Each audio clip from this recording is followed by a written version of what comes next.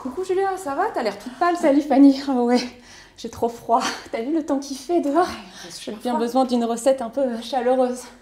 Est-ce que une bonne soupe te ferait du bien? Ah ouais, super. Au potimarron ou à la butternut? Ah ouais, je veux bien. Alors j'ai une belle courge butternut. Ouais, très bien. Il faudra également un poireau, Ouais, du céleri, ouais. un oignon, Mhm.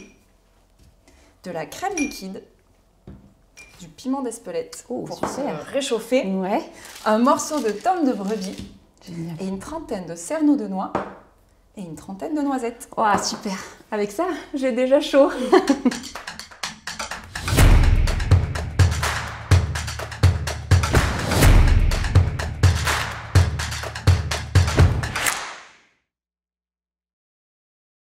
Alors pour commencer, il va Ouais. falloir éplucher et couper les légumes.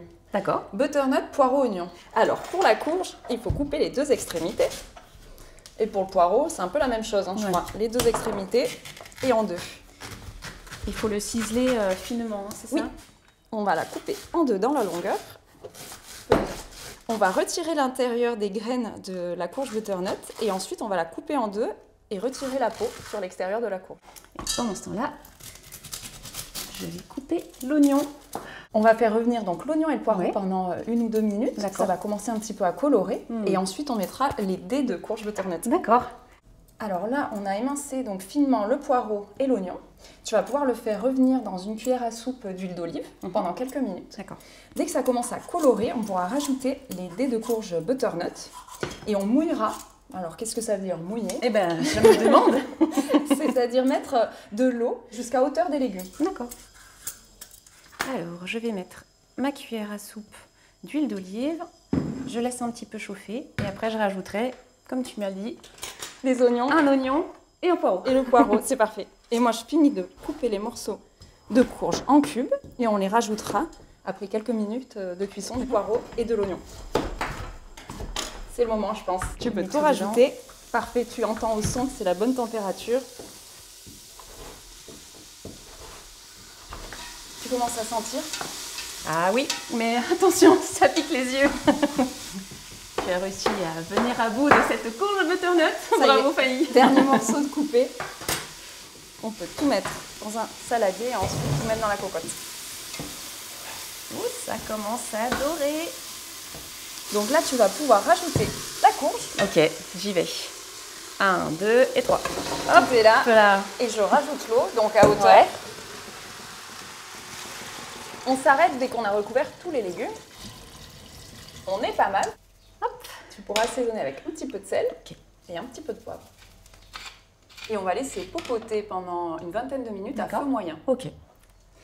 En attendant, on va pouvoir préparer la suite. Ouais. Donc pour cela, on va ciseler le verre du céleri, juste les petites feuilles. D'accord. On va pouvoir mixer grossièrement les noisettes et les noix. Mhm. Et on rajoutera donc sur notre bol de soupe généreux ce Ouais. petit mélange avec un petit peu de peps avec le piment d'Espelette, Super. un peu de crème pour faire un velouté, Bien sûr. un filet d'huile de noix ou de noisette Ah, intéressant. et de la tome de brebis. Super.